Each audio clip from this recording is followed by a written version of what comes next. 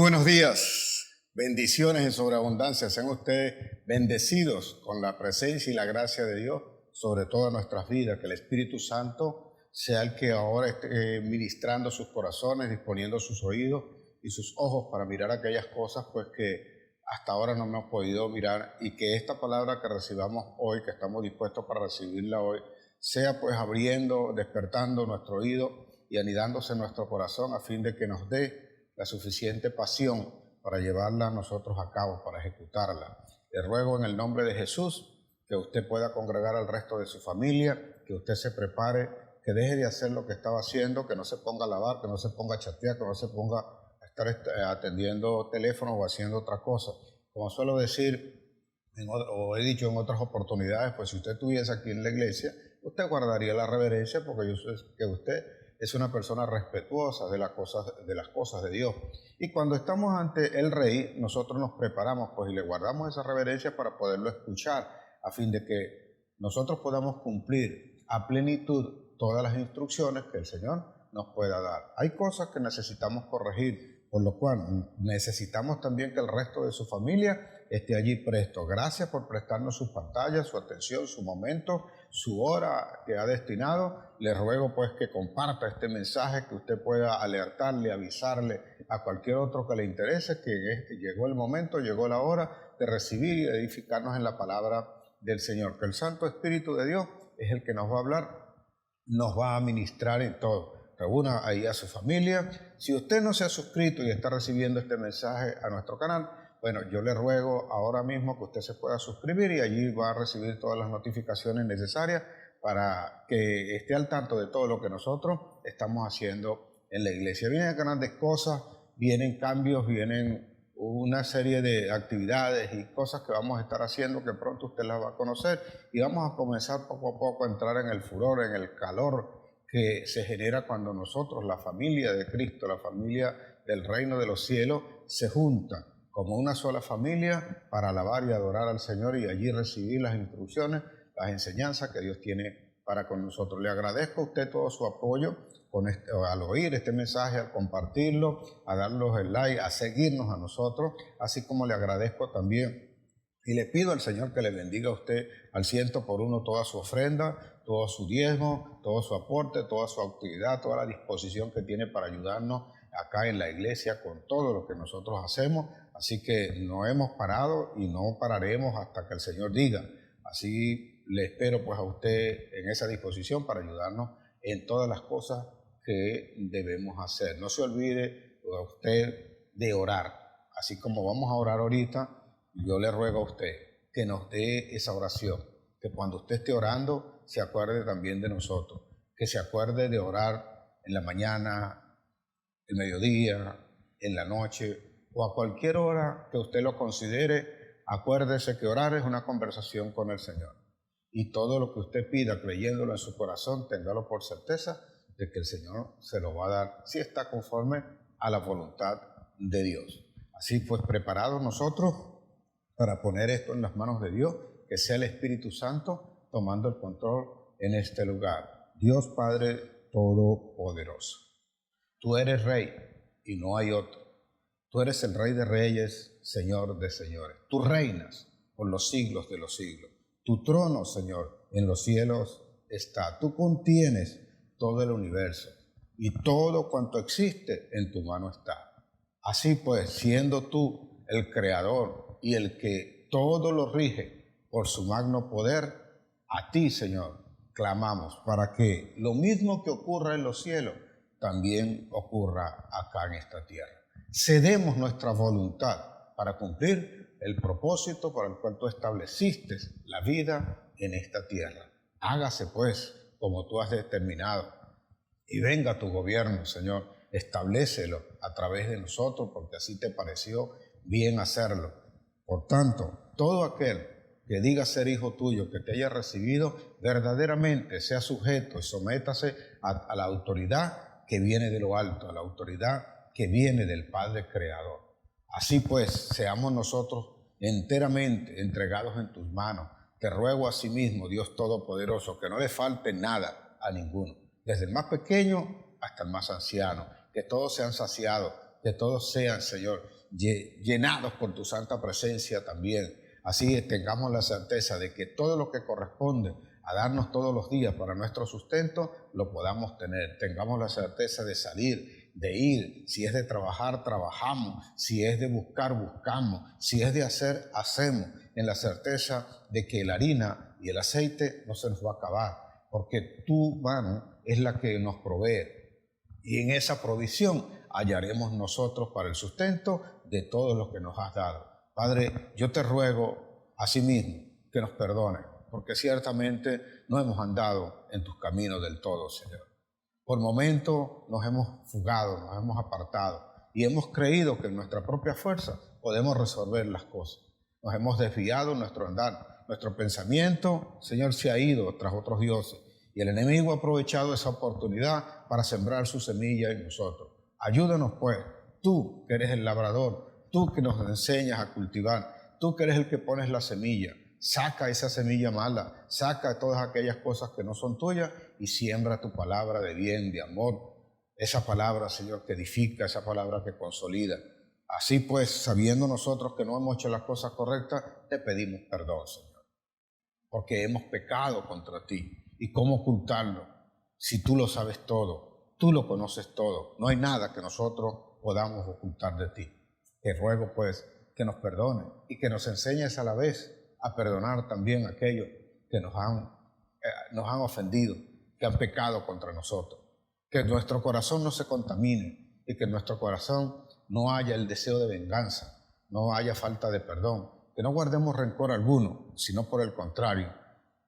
Abrigados nosotros por el amor tuyo, aprendamos también a dar el perdón, no a practicar ni a ser cómplices de aquellos que nos hicieron a nosotros, sobre todo en maldad o en equidad. Pero, Señor, te ruego que nos enseñes y nos des fortaleza para apartar aquello, para olvidarlo, dejarlo atrás y seguir. Porque esa, creo y estoy seguro, es la misión por la cual tú nos enviaste también a esta tierra, para recuperar lo que se había perdido. Yo te ruego que no nos metas en tentación, que si el enemigo viniera, Señor, con tantas dardos que a veces puede poner en nuestra mente, no pueda ser controlado. Que nuestra mente verdaderamente sea la tuya, que nosotros pensemos como tú, que hablemos como tú y que actuemos como tú. Yo te pido que sea tu Santo Espíritu ahora tomando el control, quitando de nosotros toda maldad, toda enfermedad, sean desaparecidas de los cuerpos, Señor. Aquellos que tienen problemas hoy con el funcionamiento de sus órganos, su funcionamiento hormonal, su funcionamiento circulatorio, su funcionamiento cardíaco, y todo, Señor, lo que requiere para que su cuerpo esté en plenitud, en orden, ahora mismo sea restaurado. Padre, en tu santo nombre, declaramos, porque es en tu nombre, mi Señor Jesucristo, que toda tumoración cancerígena se quitara ahora, en el nombre de Jesús. Allí donde está, tóquese usted, porque ahí está el Espíritu Santo derramando su unción para sanarle, para darle la fortaleza, para hacerle saber que Él está con usted, que nunca le ha dejado y que desde ahora en adelante usted será un soldado de excelencia para Cristo. En el nombre de Jesús, mi Dios Todopoderoso, recibe gloria, recibe honra, recibe la adoración. En el nombre de Jesús, amén.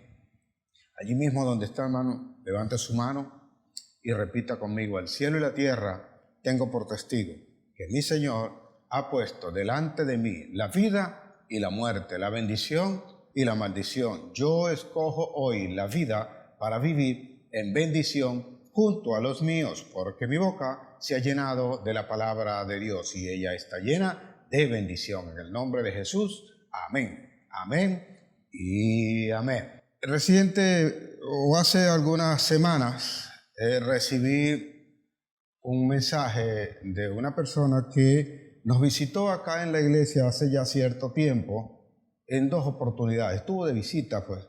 No es de la zona, vino acá a la iglesia, le agradó lo que escuchó acá, la forma como ministramos la palabra de Dios. Y desde ese momento esa persona ha comenzado pues a seguirnos, no toda la semana está pendiente de las predicaciones, de los mensajes que nosotros llevamos y al menos una vez a la semana me escribe referente a ciertas cosas que quiere compartir o del tema que hayamos abordado. Y me hizo una pregunta justamente en uno de esos temas. Yo hice mención, o ella me recordó, que yo había hecho mención al hecho de que las cosas no cambiarían en Venezuela, en nuestro país, hasta que la justicia de Dios nos estableciera, y que no era posible que estuvieran ni los que están en oficialismo ni los que están en oposición. Esa fue la pregunta que me hizo. Me dijo entonces, ¿cómo es posible, pastor? Entonces, ¿en quién vamos a creer? Pero también escribió allí, ella me dijo que yo también había dicho que era la justicia de Dios la que iba a levantar a la gente que debía estar. Entonces, ella me dijo pues que si no confiamos en esas personas, entonces, ¿en quién confiaríamos? Yo le dije a ella lo siguiente, esta fue mi respuesta. Le dije, es imposible que nosotros del todo podamos confiar en gente que no sepa de fidelidad, que no sepa de lealtad, sino que esté dispuesta siempre para traicionar. A veces en su estilo de vida o en su forma de ser, no se llegan a percatar que es su propio interés el que se ha establecido. Y le dije esto a la persona, ¿o es que acaso no te has dado cuenta que los que hoy están, que los quieren quitar, ellos llegaron a donde están diciendo que los que estaban no podían estar y que ellos lo iban a hacer mejor? Y a la larga traicionaron lo que ellos mismos dijeron. Fueron sus propios intereses los que han prevalecido. ¿Y por qué los otros, los que dicen ser de oposición, tampoco deben estar? Porque el tiempo ha dado la razón.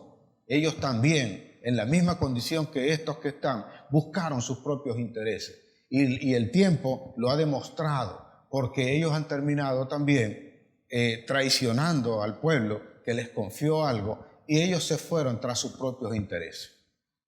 Y entonces me dijo, ¿y cómo sabemos entonces quién no nos va a traicionar? Aquel que verdaderamente tenga en su corazón el deseo de hacer el bien a los que están a su alrededor, sin importarle lo que él pueda padecer. Cuando a alguno de los que están le importa más su posición o lo que él quiere que lo que le puede dar a aquellos que dice que puede representar, entonces si esa persona no hace eso, no podemos confiar en él. Solo aquellos que estén dispuestos a eso. Si estás dispuesto a eso, entonces tendremos que ir con esa persona, porque ahí veremos la justicia de Dios. Ahí veremos que la preocupación no es su propio interés, y es lo que hoy vivimos. Entonces, en ese momento hablamos de la traición que la persona normalmente hace contra otro cuando son sus propios intereses los que se establecen, y no es él parte del beneficio o del propósito que se quiere alcanzar. Espero me entienda en esto que le quiero explicar. Si nosotros somos los cabezas de familia en nuestros hogares, somos padres, caso mío, yo debo procurar el bienestar de los demás, donde en ese bienestar yo también estoy incluido. Si yo busco nada más el mío y no me importa lo que ocurre con los demás, es imposible que yo los pueda representar. Y ese deterioro lo vemos en la familia, y cuando lo vemos en la familia, nosotros también lo vamos a ver en todo tipo de gobierno o de quienes están en posiciones de eminencia, a quienes decidieron estar allí en ese cargo. No lo han buscado o no quieren estar allí porque quieren verdaderamente prestar un servicio, sino porque eso les puede beneficiar. Y en ese beneficio no se dan cuenta de lo que pueden hacer con los demás. Así que en ese momento terminamos hablando de lo que era la traición. Y yo le decía que nosotros no podíamos tampoco estar persiguiendo a las personas, sino que procuráramos que la justicia de Dios fuese la que se estableciera, porque perderíamos el tiempo persiguiendo a gente que ya ha traicionado. Si sabemos que es así, simple y llanamente apártalo. Y si te sirve para el propósito, suena un poco interesado, pero es así. Utilízalo hasta donde Dios te lo permita. Y para que entendamos esto, así como hablé con esa persona en ese momento, también te lo hablo a ti ahora. Jesús pasa por una situación que es conocida de todo el mundo. No hay nadie que no conozca la traición que sufrió Jesús de parte de Judas. Era día jueves, el último día o la última noche que Jesús pasaría con sus discípulos. Y en ese mismo día estaban compartiendo. Y en donde estaban, allí ocurren, cuando usted lee su Biblia, ocurren una serie de eventos que revelan los 4 evangelios que ponen en evidencia lo que te he dado como introducción de este tema. Yo le he llamado el último beso, así como hay la última cena, yo he llamado a este tema el último beso. ¿Por qué es esto? Porque todos los que estaban allí compartiendo con Jesús en esa última cena, Juan nos dice que él inclusive le lavó los pies a los que estaban con él y le mostró lo que era. Cuando leemos sobre todo sobre este evento en el Evangelio de Juan, a partir del capítulo 13 hasta el capítulo 17, es toda la actividad que tuvo Jesús con sus discípulos desde el momento en que celebraron o tuvieron esa cena hasta el momento en que fue Jesús entregado. Y si alguien puede describir muy bien lo que allí ocurrió, es Juan, porque él es uno de los apóstoles, de los discípulos de Jesús, que fue testigo de lo que allí ocurrió. Habló claro Jesús y les dijo a ellos lo que iba a ocurrir, lo que iba a pasar. En el libro justamente de Juan, capítulo 13, versículo 21, allí dice que Jesús se conmovió en su espíritu. Si Jesús, conmovido en su espíritu, ya sabía qué cosa iba a pasar, sabía lo que venía, sabía el dolor, ya comenzaba a sentir lo que era el alejarse de Dios, como cuando alguien se ha acostumbrado o sabe tener a su mamá, a su papá, o a su esposa, a su esposo, o un hijo cerca, y de pronto sabe que tiene que dejarlo. Y comienza ese dolor. Dice que se conmovió en su espíritu y entonces le dijo a sus discípulos, con los que estaba compartiendo la última cena: de cierto os digo, que uno de vosotros me va a entregar. Yo me imagino que cuando esas palabras salieron de Jesús, retumbaron. El que tiene conciencia de lo que se está hablando o de lo que se está diciendo en ese momento, se preocupa. Imagínate que tu esposo o tu esposa o tu mamá o tu papá o tu propio hijo te diga en un momento determinado: oye, mamá, papá, esposo, esposa, hijo, de cierto te digo. O sea, el decírselo 2 veces, siempre lo he dicho, es que Jesús tiene la plena certeza de que eso va a ocurrir. Yo sé que tú me vas a traicionar. Yo sé que tú me vas a vender. Yo sé que tú me vas a hacer esto. No sé cuál sería la reacción, pero él lo dijo a sus discípulos y desde ese momento, narra Juan, comienza entonces Jesús a hacer y a declarar una cantidad de cosas. Ora por los discípulos, ora por ellos, le dice lo que va a ocurrir, le dice lo que va a pasar y le habla todas aquellas cosas. Le dice inclusive que van a recibir el Espíritu Santo. Y todo aquello en presencia de sus 12 apóstoles, de sus 12 discípulos que están allí, dentro de los cuales también se encuentra Judas. Y es que cuando hoy hay un corazón que no se ha convertido a Cristo y se ha dejado cegar por el enemigo, no cambias a pesar de todo el amor que se te está mostrando en ese momento. No nos damos cuenta, pero a veces crees que lo que te están diciendo es una ofensa, que crees que cuando te corrigen en algo nada más lo hacen para burlarse de ti o para hacerte ver mal, o que simple y llanamente, como solemos pensar, creemos que aquella persona lo está diciendo o lo está haciendo para causarnos mal, que no le agradamos, que no le gustamos o que no le gustan las cosas que yo estoy haciendo. Pero en ese momento Jesús describió todo aquello y dice después que salió al Getsemaní, que es donde comienza todo esto, y dentro de todas las cosas que ocurren, usted conoce la historia.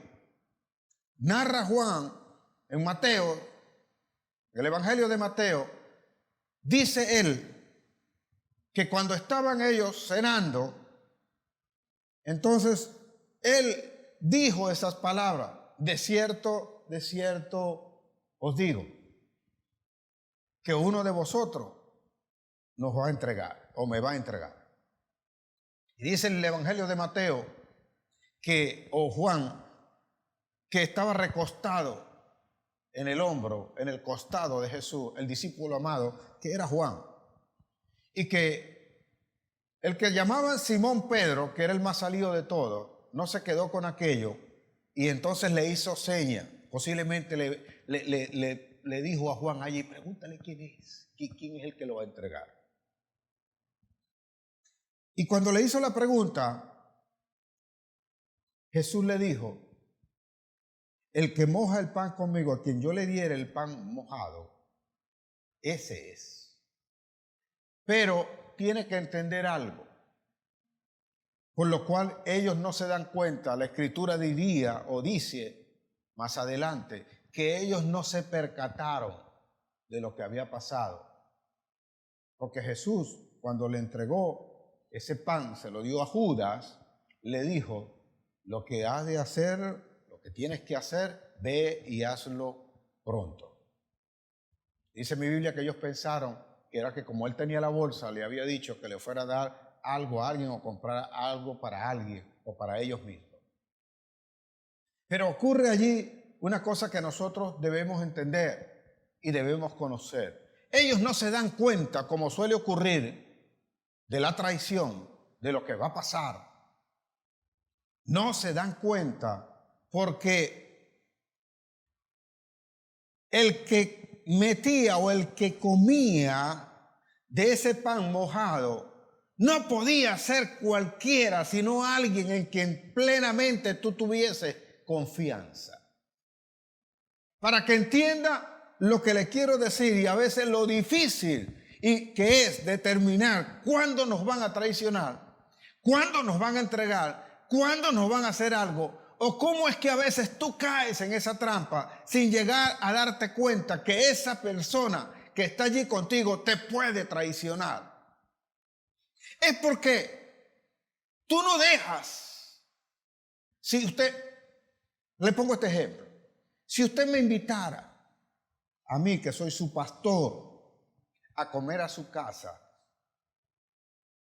usted no vería muy bien el que yo viniese y me levantara del puesto que usted me ha asignado y le metiera la mano en su plato donde usted está comiendo. ¿Quién normalmente puede hacer eso? ¿Quién le puede meter la mano en el plato a usted cuando usted está comiendo? Alguien que tiene mucha confianza, ¿o no?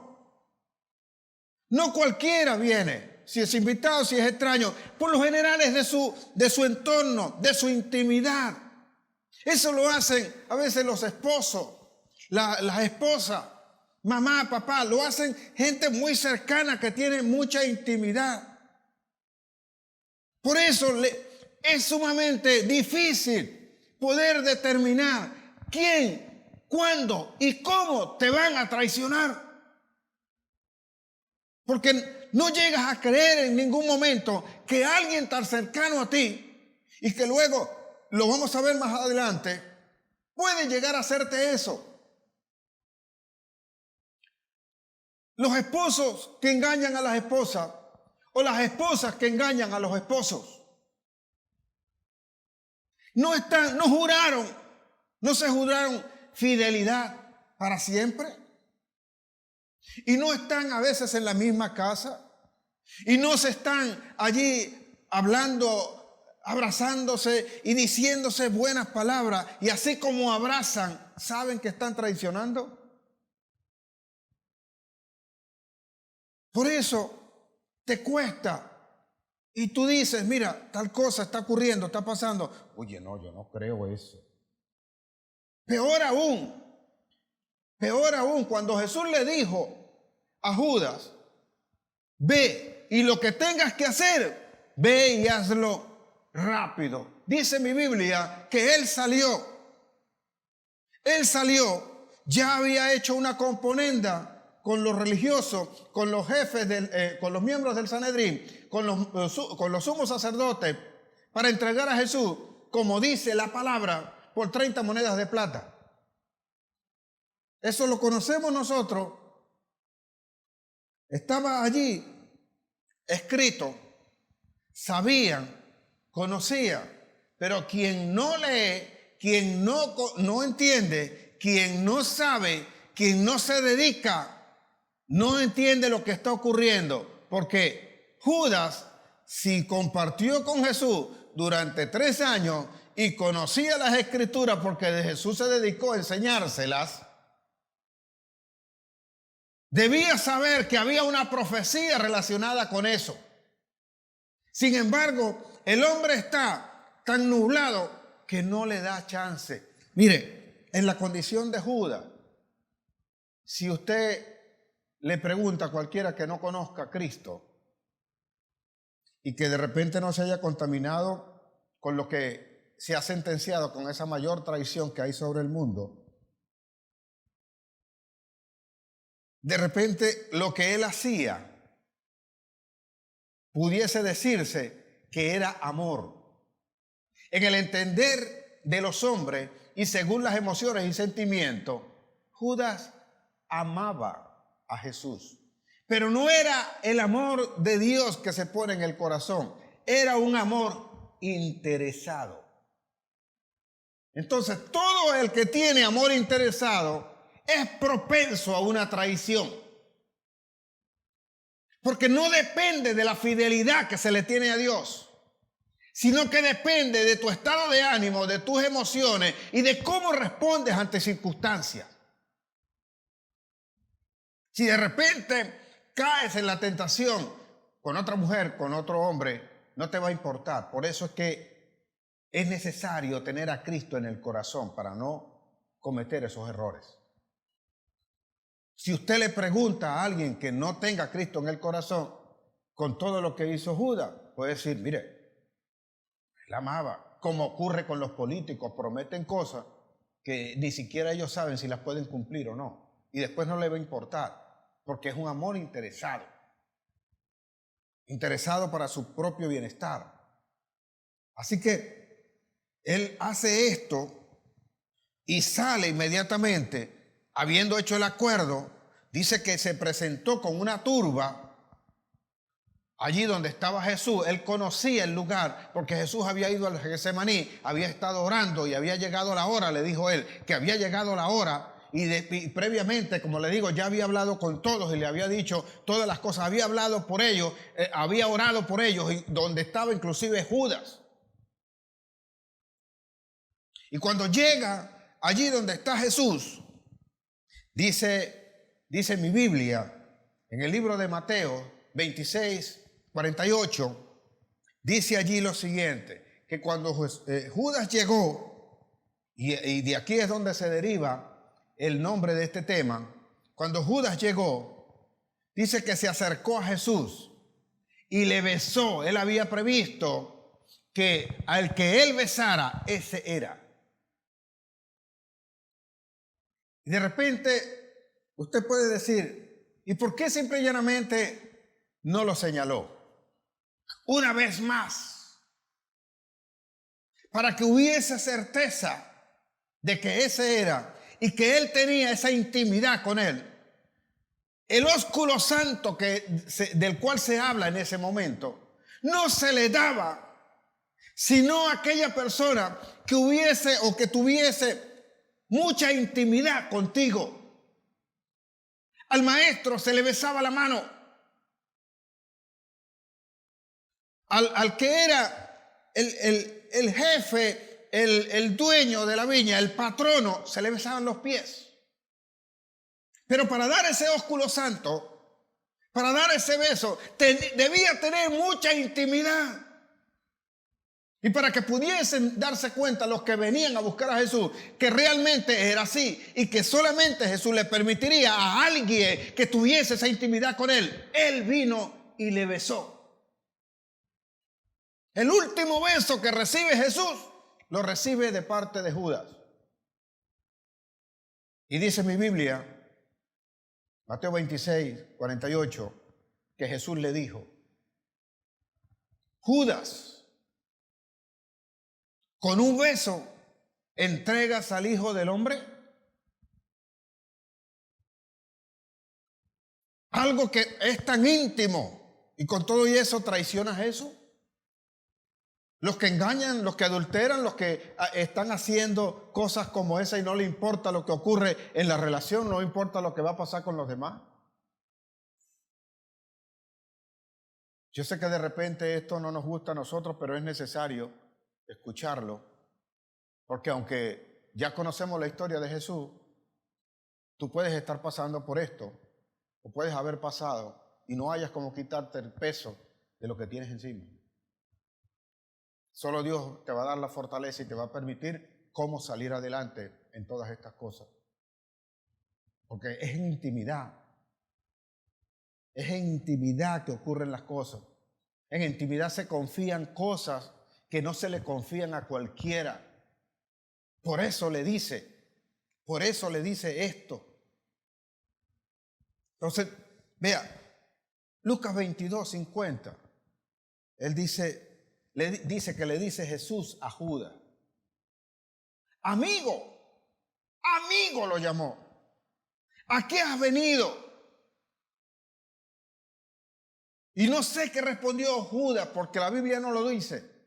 Pero que lo haya llamado amigo significa que Jesús le había confiado a Judas cosas que no le confiaría a nadie más. Aunque Juan 13:1 dice que él amó a todos por igual. A todos sus discípulos los amó por igual.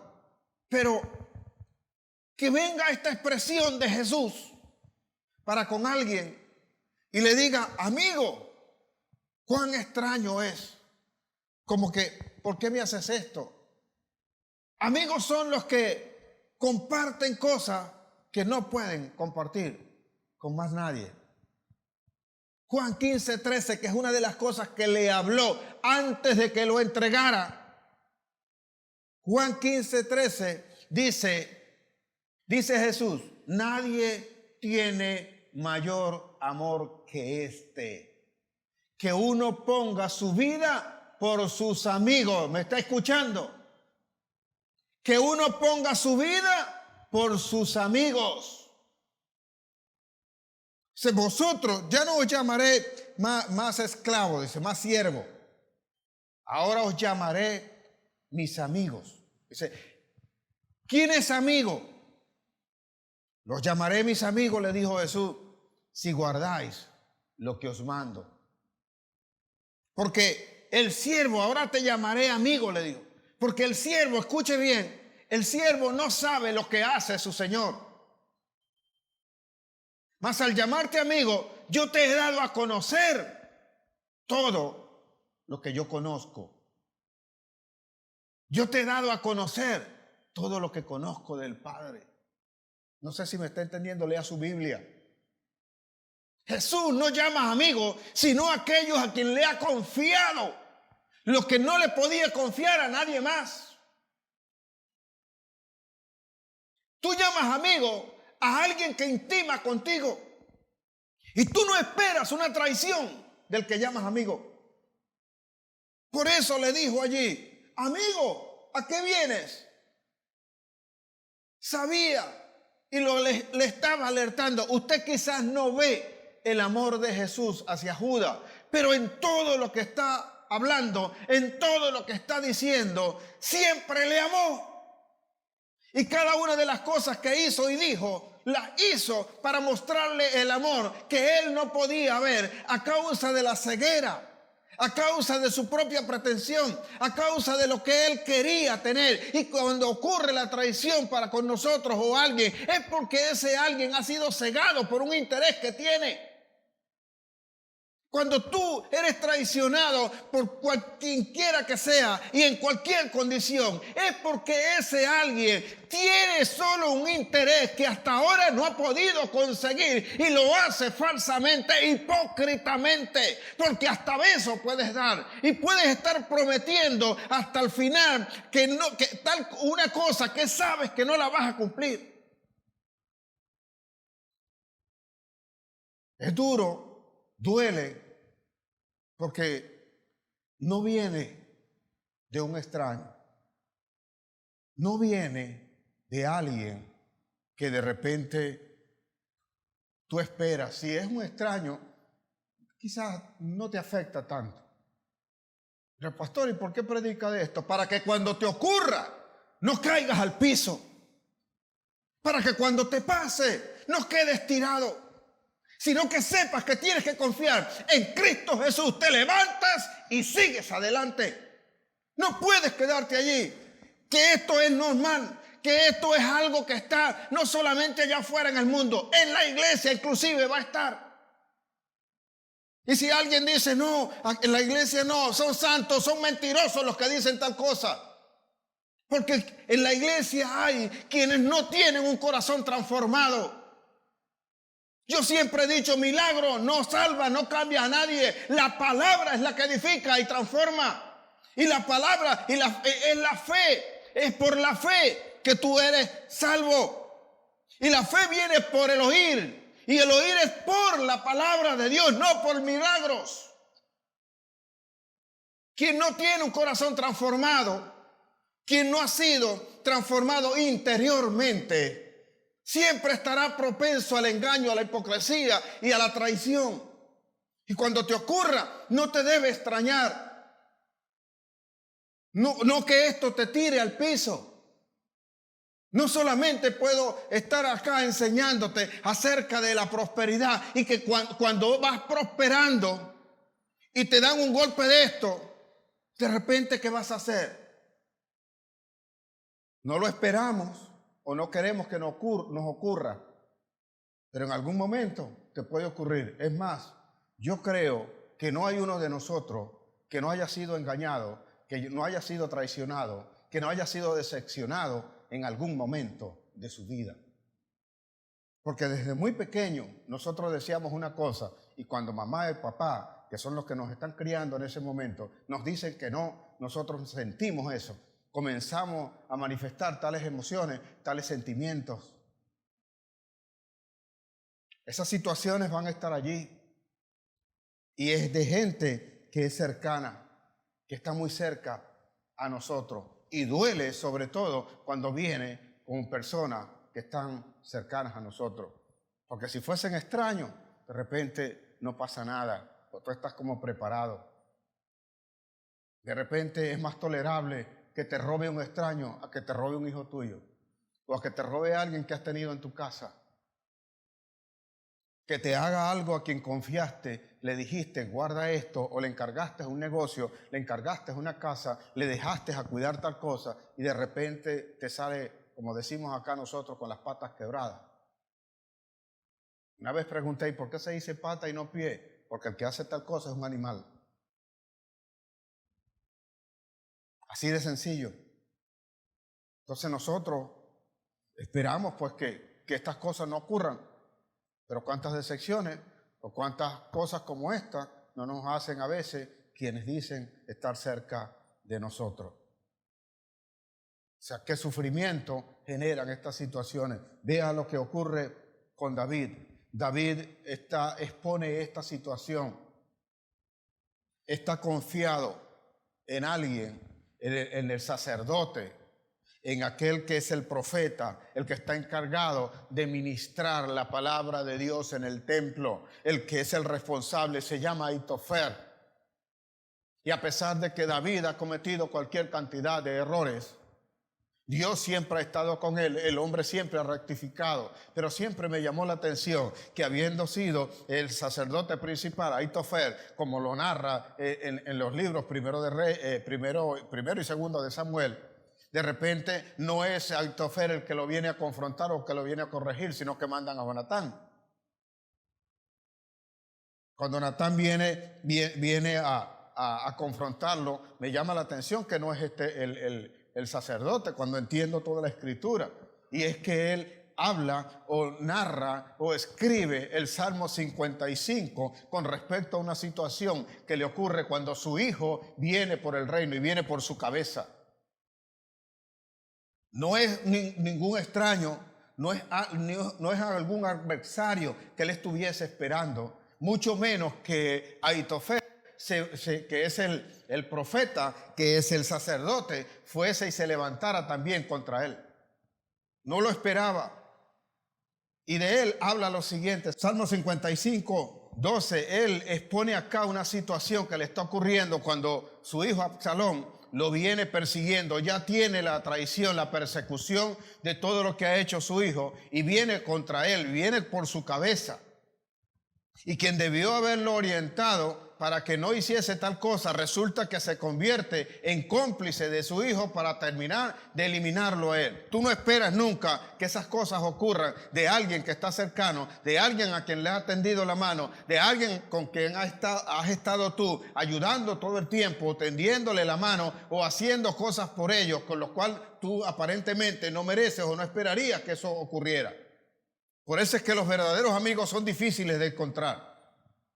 La fidelidad, aunque tiene un precio a pagar en bien y en otros también en consecuencias por hacer el bien, es difícil de encontrar. Vea lo que dice David en el Salmo 55, versículo 12. Porque no me afrentó un enemigo, lo cual habría soportado, ni se alzó contra mí el que me aborrecía, porque me hubiera ocultado de él. Cuando tú esperas que el que venga contra ti es un enemigo, de repente estás preparado. Inclusive tus emociones, tus sentimientos están como ya allí preparadas, que no te van a afectar demasiado.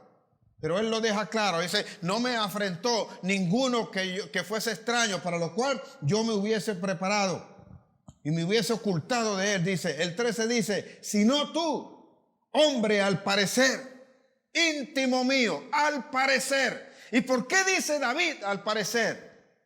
Porque ¿cómo alguien que tiene intimidad conmigo de repente se levanta contra mí? ¿Cómo es que alguien, siendo pareja de alguien por muchos años, de repente terminan siendo los mayores enemigos que hay? Y aun cuando pueden tener los hijos y todo, son irreconciliables sus posiciones. Si no tú, hombre, al parecer íntimo mío, mi guía y mi familiar. Está hablando de gente que dirige, de gente que guía, de gente en quien supuestamente se tienen esperanzas puestas. Por eso le hablaba y le aclaraba a esta persona acerca de la situación política también de esto. Porque aunque tú no lo creas, es una traición al pueblo a quienes le confiaron a todo aquello que debía ser mejorado. El 14 dice que juntos comunicábamos dulcemente los secretos y andábamos en amistad en la casa de Dios. Esa persona conocía, señores, secretos, cosas que otros no conocían. Por eso es más propensa cuando alguien tiene un interés a que tú caigas en esa traición. Porque confiaste en alguien y al confiarle, tú no piensas que puede ocurrirte lo contrario. Con esto no quiero decirte que vayas a andar por allí desconfiando de todo el mundo, te encierres en ti mismo y no hables con nadie. No es esta la intención. La intención es de saber que vas a tener que correr el riesgo, confiar en alguien y que si ocurriera en algún momento la traición, no te caigas, no te quedes al piso, no te quedes allí parado, no te quedes pasmado. Sé que te va a impactar, pero una vez que pasa el impacto, te levantas y sigues. No esperas que tal cosa ocurra. David no esperaba eso de gente cercana. Y a veces nosotros miramos la traición como que es algo como ese beso que da Judas de gente íntima en aquellas cosas que son exageradamente grandes o que afectan demasiado. No, también hay las pequeñas. También hay las pequeñas que decepcionan y que terminan haciendo cosas. Cuando nosotros de muchachos jóvenes nos dijeron, no hagas tal cosa, y nosotros dijimos, sí mamá, sí papá, no lo voy a hacer. O estamos haciendo otra cosa y estamos asegurando que estamos haciendo lo contrario. Por decir, ¿te fuiste hasta el lado? No, sí, yo fui, seguro. Mentira, no fuiste. O hiciste tal cosa y estamos asegurando que sí la hicimos. O actuamos u obramos de una manera y decimos que actuamos de otra para complacer a la persona. Eso termina siendo, señores, una traición. Y es triste recibir eso de una persona que es capaz de besarte, pero que cuando te abraza, clava la puñalada. Es triste hacer eso. Pero todo esto ocurre y se pone en evidencia con Judas para mostrar la grandeza del amor de Dios. Porque Jesús no hace nada allí. Yo no leo en ningún momento, y Jesús, sabiendo que Judas lo iba a traicionar, fue y lo apartó, lo quitó, lo juzgó, lo colgó, no le hizo nada, siempre le dio la oportunidad de arrepentirse. Esto no lo puede hacer sino alguien que conoce bien su propósito y que a veces aún la traición que le puedan ocasionar es útil para cumplir el propósito que estableció Dios. Cuando lo malo que te ocurre no es para propósito, te alejas de ello. Pero cuando aquello de alguna manera te va a servir, porque él le va a tocar hacer algo malo, por lo cual yo tengo que pasar obligatoriamente. Yo no lo entiendo, pero Dios sí lo sabe. Dios lo entiende perfectamente. Yo no entiendo eso. Romanos 8:28 nos dice, y sabemos que a los que aman a Dios, todas las cosas le ayudan a bien. Esto es según el propósito para el cual han sido llamados. Si usted lee Isaías 54, allí dice que Jehová, yo he establecido, yo he hecho el destructor para destruir, dice el Señor. Entonces hay gente que está establecida o que está hecha para destruir cosas nada más. Y lamentablemente a veces están cerca a nosotros. Decepcionante puede ser en tu emoción y en tu sentimiento. Pero si lo ves desde el punto de vista de Dios, te va a fortalecer, te va a ayudar. Tú vas a saber convertir ese error, ese fallo, esa ofensa contra ti, tú la vas a saber convertir en algo bueno, porque aquel que tiene a Cristo, aquel que tiene el Espíritu, tiene discernimiento para entender que eso que está pasando o eso que te hicieron era por inconveniencia y que llegó un momento en que hay personas con las que puedes salir tú, pero no vas a llegar con ellas, no terminas con ellas, comienzas con ellas, pero terminas con otro. Hay momentos en que Dios va a cambiar eso. Y a veces nosotros no entendemos eso. O no lo vemos como que fuese de Dios. Pero déjame decirte que es Dios allí. Porque hay decisiones que nosotros tomamos en un momento determinado cuando no teníamos a Dios, donde cometimos errores y que Dios necesita o amerita cambiar ciertas cosas para que nosotros podamos llegar y cumplir el propósito que Él determinó desde antes de la fundación del mundo. Y eso es lo que a veces nosotros no entendemos. No podemos estar esclavizados a unas situaciones que Dios mismo quiere cambiar. Y para hacer eso debo tener intimidad con Él. Para hacer eso debo tener entendimiento de la palabra. Para hacer eso debo tener discernimiento. Para hacer eso debo dejar que sea el Espíritu el que me guíe en todas las cosas. Para saber cuándo apartar una cosa y cuándo no. Entonces lo que me ocurre no me vuelve a ocurrir otra vez. Hagamos como David, corregimos cuando somos confrontados, corregimos y no volvemos nunca más a eso. Entonces debemos estar claros porque hay situaciones que se van presentando y nosotros no lo entendemos. ¿Qué es lo que normalmente ocurre cuando nosotros estamos viviendo situaciones como esta? Mira lo que pasa.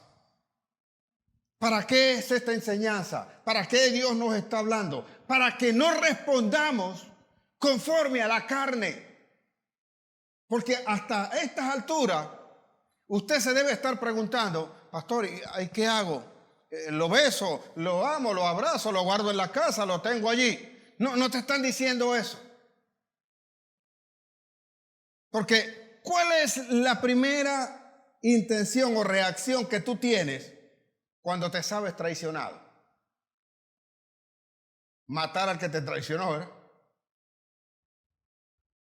Allí donde usted está se debe estar riendo ahorita. Pero esas son las ganas que usted les da. Porque esa es la naturaleza carnal que nosotros tenemos. Desgraciado, mira lo que me hiciste, prepárate ahí. Ahí vuelan sartenes, platos, todo. Si es pareja, vuela de todo allí. Y te vas y candela para la ropa y para la calle. Aquí no entras más, desgraciado. Como que eso fuese a solventar la situación. Esa persona está condenada y lo único que tienes que hacer es ayudar a que deje la condenación. No quedándose contigo, sino enseñándole lo que realmente tiene que hacer. Esa es la primera reacción. Vea, cuando viene aquella turba, cuando viene aquella gente encabezada por Judas, ellos venían siguiendo a Judas, porque todo traicionero tiene también sus seguidores. Toda gente que traiciona tiene gente que se parecen a ellos. Por eso lo siguen. Así que no te extrañes. O es que no te das cuenta ahorita que tú no entiendes. Oye, yo no sé cómo es que esta gente no tiene ningún provecho de todo lo que está ocurriendo con toda esta gente aquí en gobierno y todo, y siguen allí, siguen apoyando eso. ¿No te has preguntado por qué? Porque tienen la mente tan entenebrecida como ellos. Por esa razón, son obtusos. Por eso siguen allí. Llegó Judas entonces con toda aquella gente allí siguiéndolo. Y dice mi Biblia que Pedro, Marco nos dice a nosotros que es Pedro, Juan, es el que nos dice a nosotros que es Pedro el que saca una espada. Saca la espada y suelta aquella espada y le corta la oreja a uno que llaman Malco. El Malco. Así se llamaba. Ahora, ¿usted cree que Pedro tiene tanta puntería que le lanzó a una oreja? No crea. Pedro le lanzó a cortarle la cabeza. Solo que como tenía mala puntería, falló y le cortó fue la oreja. De repente, si hubiese sido así, hasta le hubiese quitado la otra para que fuese parejo. Mocho de las dos orejas. Pero le lanzó fue a la cabeza. A acabarlo de una vez. Y estando allí, en eso, Jesús le dice, basta ya, guarda tu espada, porque el que mata a espada muere. Basta ya. Y dice mi Biblia que Jesús, me imagino, se agachó, recogió la oreja, se la pegó, se la puso allí y dice mi Biblia que lo sanó. Ni por eso milagros no salva. Ni por eso Malco dejó de perseguir o de quererse llevar arrestado a Jesús. Por eso la carnalidad y ese entenebrecimiento nublan de toda acción lo que el Espíritu realmente quiere hacer. Usted no entendería eso.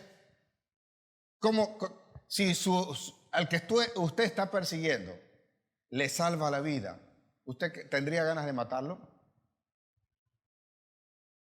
Eso demuestra que no tiene el Espíritu, porque Saúl no tenía el Espíritu. Y a pesar de que David podía matarlo en 3 oportunidades, no dejó de perseguirlo. Le prometía una cosa y luego no la cumplía. Así mismo estaba esta gente acá. Y le dijo, dice mi Biblia, que Jesús le dijo, ¿acaso crees que no puedo yo invocar al nombre de mi Padre y que envíe unas legiones de ángeles para que me salven, para que me guarden? Mas dice Juan que en el momento en que ellos preguntaron o se acercaron, llegaron allí y dijeron, Jesús le preguntó, ¿a quién buscáis? Y ellos le dijeron, a Jesús de Nazaret. Y dijo Jesús, yo soy. Y cuando dijo yo soy, dice mi Biblia, que todos cayeron a tierra. Era la presencia de Dios allí. Porque el que se sabe que una traición no le puede afectar según el propósito que persigue, no pierde el tiempo persiguiendo a incircuncisos de corazón que tratan de impedir el cumplimiento del propósito. Para que vieran que Jesús tenía poder. Para que a veces sepas que no creas que yo no sé o no conozco tus acciones en contra de lo que es de Dios. Que a pesar de ella seguimos amando. Que a pesar de lo que has hecho, igual nosotros te vamos a seguir amando. No estoy de acuerdo con lo que haces, pero no he dejado de amarte. Pablo lo dice bien claro. Romanos 12, él dice que no seamos vencidos de lo malo. Lea su Biblia. No seamos vencidos de lo malo. No paguéis a nadie mal por mal, sino pagar un mal con un bien. No deis lugar al diablo, lo dijo en Efesios, y otra vez en Romanos dice que airaos, mas no pequéis. Airaos, mas no pequéis. No deis lugar al diablo. No se ponga sobre vuestro enojo. No se ponga el sol sobre vuestro enojo, ni deis lugar al diablo. Porque escrito está, dice el Señor. Mía es la venganza, yo pagaré. Él dará el pago. Por eso dice, no seáis vencidos de lo malo, sino venced el mal con un bien. Dice, oye, pastor, pero es que este me fregó, este me hizo esto y tengo yo. Nadie te está diciendo que vivas con él, pero no te amargues tú, es lo que trata de decir el Señor. Una vez escribí y dije, aprende a sentarte con Judas sin que te robe la paz. Porque Jesús sabía lo que iba a ocurrir y sin embargo lo amaba y lo amó hasta el final, hasta el último momento lo amó. Y te demuestro que lo amó. Y aquel hombre estaba tan engañado porque sus intereses eran contrarios a los de Dios. Y aquí es donde tenemos que ver cuando nosotros nos comprometemos con una visión, cuando nos comprometemos en la iglesia a llevar el reino de los cielos, a cumplir, a tener las responsabilidades, a hacer las cosas que asumimos, a hacerlas de forma constante, eficiente y en excelencia. Mejorar cada día, aprender cada día más, porque no hacerlo también es traicionarlo a Jesús. Quedarnos de la misma manera es traición a Jesús. Es como Judas dando también el último beso. Sí, yo y todos los domingos vengo y le doy un beso a él. Y el lunes estoy acabándolo. ¿Qué hay de los que se reúnen Y hola, hola mi hermanito, mi hermanita, ¿cómo está? Y oye, y se dan besos y se abrazan y se ríen y todo. Y después que se van, dicen, viste, esta es loca, esta es tal cosa, esto es un desastre. Tú sabes lo que hizo, pero no fuiste capaz de decirlo allí. Eso también es traición. Tú esperas a que dé la espalda. O cuando hace algo que crees tú que es incorrecto, te reúnes con otro a hablar entonces de lo que hizo, lo que le pasó a tal persona. No debemos dejar entonces que sea la carne la que esté decidiendo, o la que esté haciendo lo que Dios sabe que Él va a dar en justicia. La venganza es del Señor, no de nosotros. Ahora, siempre le mostró ese amor a Judas, como debes mostrarlo tú también, no para hacerte cómplice de una situación, sino para que no queden dudas que tú verdaderamente amas y que aquella persona esté equivocada. Mi Biblia dice, hay 3 episodios en Marcos 16, 14. Allí dice lo siguiente, que después que Jesús fue muerto, observa esto, porque Mateo, cuando tú lees en Mateo el fin de Judas, dice que después que Judas entregó a Jesús y lo vio allí que estaba crucificado y que había entregado a un hombre inocente, parece allí que hubo la conciencia. Y aquí hay una diferencia, porque nuestro Señor nos enseñó lo siguiente. Pedro le preguntó, ¿cuántas veces debo yo perdonar a mi hermano? Y él le dijo Pedro, hasta 70 veces. Y Jesús le dijo, no te digo hasta 70 veces, sino hasta 70 veces 7. Un número que no se puede contar. Y le dijo, si tu hermano pecare contra ti y viniere arrepentido, perdónale, le dijo. Y si otra vez volviere a pecar contra ti y se arrepintiere y volviere a pedir perdón, perdónale, le volvió a decir. Pastor, ¿y qué significa entonces eso que está diciendo Jesús? Lo mismo que le pasó a Judas. Hay una diferencia entre los discípulos como tal. Hay una diferencia para entonces poder ayudar, compartir al que traiciona o al que engaña o al que hipócritamente obra. Hay una diferencia entre dos personas que cometen traición, porque todos nosotros en algún momento hemos hecho tales cosas. Pero hay una diferencia entre unos y otros que cometen quizás la misma acción. Y Dios es el que da la oportunidad para nosotros corregir tal cosa. Observa esto. Marcos 16, 14, dice que cuando Jesús resucitó, se le presentó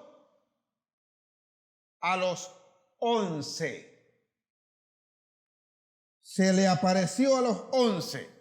Y todo el mundo saca la conclusión y dice, oye, 11, porque aunque eran 12, Judas no estaba allí, se había ahorcado. Déjame decirte lo siguiente. Judas todavía no se había ahorcado. Judas, después que hizo todo eso, seguía con los discípulos. ¿Y por qué te lo digo? Porque en Juan 20, cuando tú lees que Jesús se le apareció, cuando dice que Jesús se le apareció, específicamente te voy a dar el versículo. Dice entonces Juan 20 que Jesús se le apareció a sus discípulos. Juan 20, 24, que se le apareció a los discípulos. Allí dice que había uno que no estaba. Y el que no estaba allí era Tomás, dice la Biblia, no Judas. Así que Marcos dice que se le presentó a los 11 porque Tomás no estaba. ¿Y quién nos dice eso? Nos dice Juan, que es el testimonio fiel porque él era uno de los discípulos. Así que Judas todavía estaba allí con ellos. Y sabes, y tú dices, ¿y por qué los demás discípulos no fueron contra Judas? Porque en el momento en que él lo entregó, todos salieron corriendo. Lea su Biblia. Dejaron solo a Jesús. Y todas estas cosas, dice mi Biblia, se tenían que cumplir, tenían que pasar para que se cumpliese la profecía. Herirás al pastor, dijo Zacarías. Herirás al pastor y las ovejas serán dispersadas. ¿No fue eso también traición? Dejar al maestro solo, dejar al que había compartido con ellos y que había prometido dar la vida por ellos solo. Pedro no lo negó. Tomás no creyó. No cometieron también traición. Así que Judas también estaba allí. Por esa razón, ninguno se había dado cuenta o ninguno sabía cuáles verdaderamente habían sido las intenciones de Judas en ese momento cuando le besó, cuando le dio el último beso. Creyeron que en esa intimidad de confianza que tenían estaba pasando algo muy normal. Porque a veces no te das cuenta cuando te están traicionando. A veces tú no sabes cuándo eso está pasando debajo de tus narices, porque tienes tanta confianza, tienes tanta amistad con alguien que lo está haciendo, que tú no llegas a percatarte que ese mismo es el que te va a enterrar. Es triste, es lamentable, pero así suele ocurrir. Por eso los demás tampoco pueden juzgar, ni pueden darse cuenta de eso. Así que Judas estaba allí. Más, ¿qué dice? Pablo escribe en 1 Corintios 15:5, dice que Jesús se le presentó a Cefas primero y después se le apareció a los 12. Así que si se le apareció a los 12, Judas lo vio después de resucitado. No hay nada peor para alguien que te quiera destruir que luego tenga que verte en éxito, en victoria, levantado, fortalecido en Cristo Jesús. Si algún daño, si algo quieres impactar en la vida de alguien que te traicionó, es ver que tú tengas victoria, que tú tengas el éxito, que tú crezcas en Cristo Jesús, que tú sepas que aquello que estableció el Señor, lo estableció para ti y lo vas a hacer a pesar de la traición de quienes están a tu alrededor. Por eso no puedes ir contra la persona. Dios se va a encargar de eso.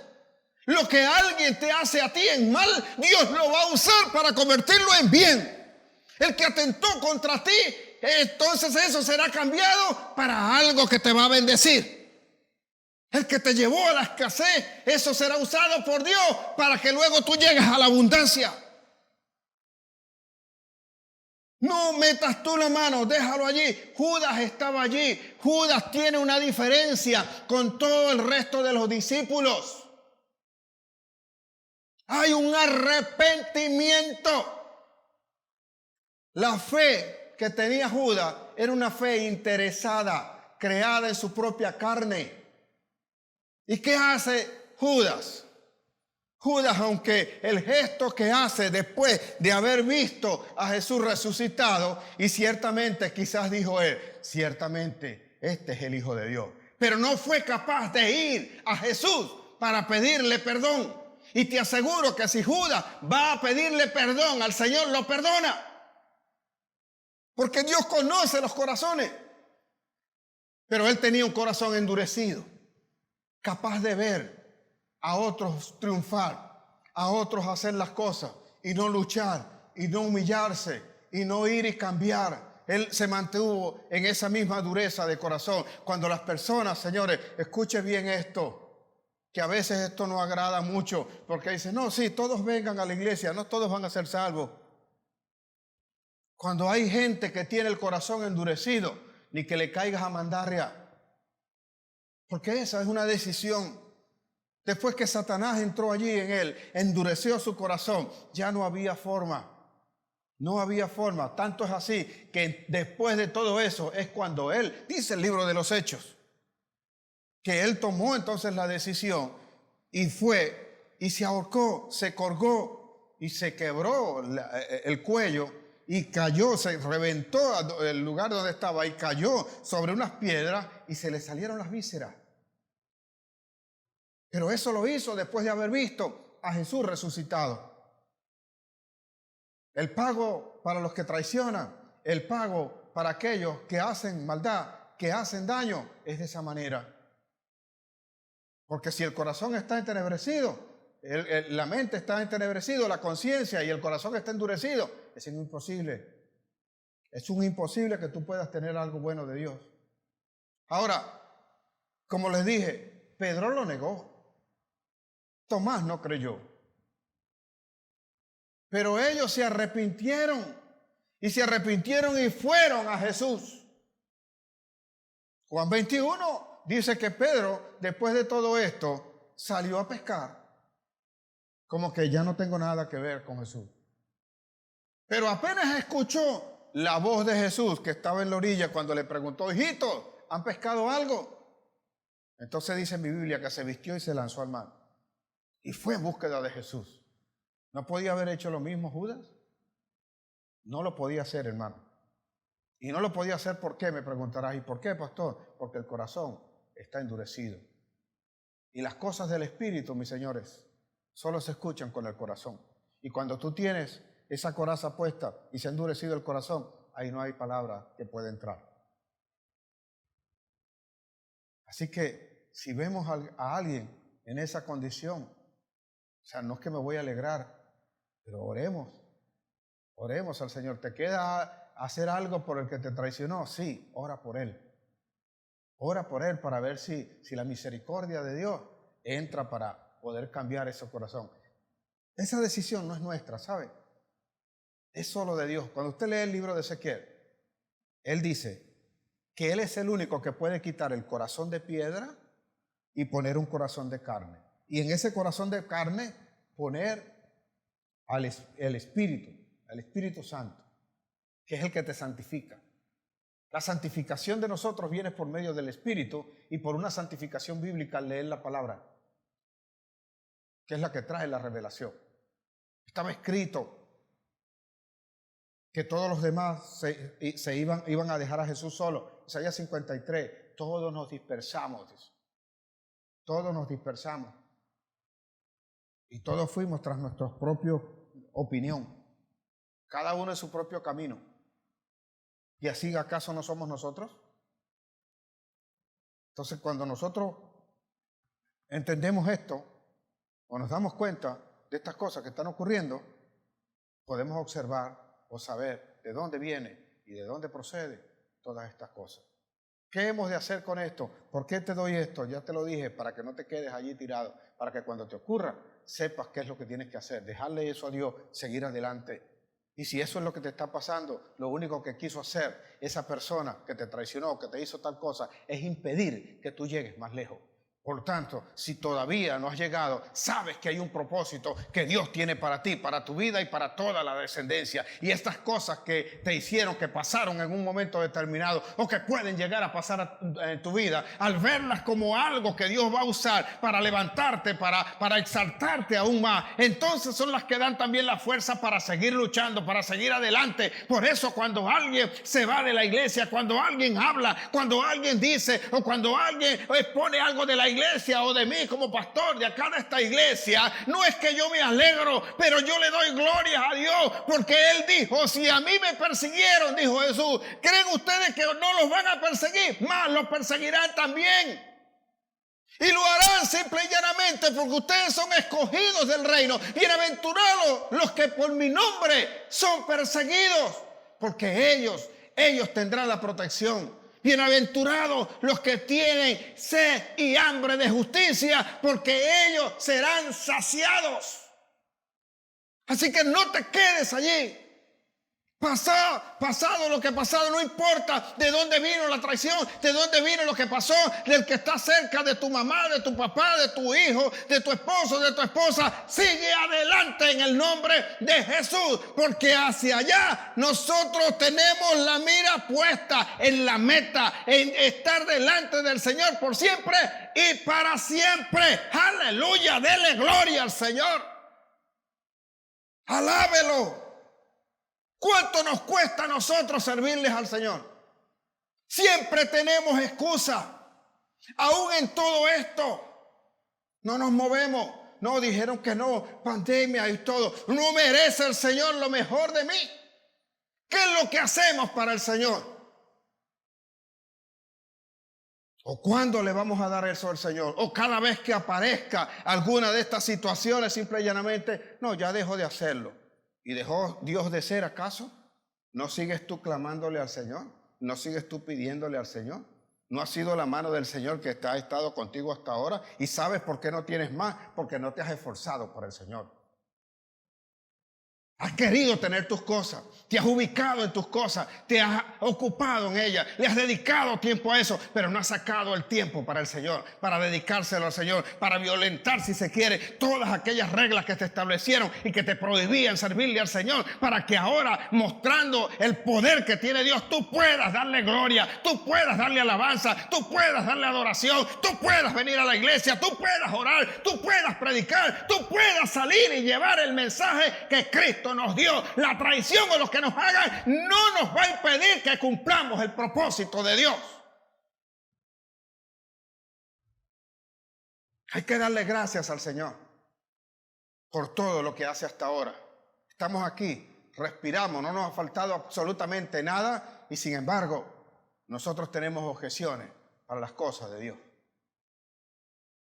No somos de los que rompemos los esquemas del enemigo.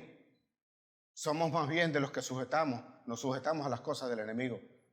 Ese tiempo tiene que terminar, ese tiempo tiene que quedarse allí. Porque cuando te hacen una cosa de esa, ¿qué busca el enemigo? Que tú no sigas adelante.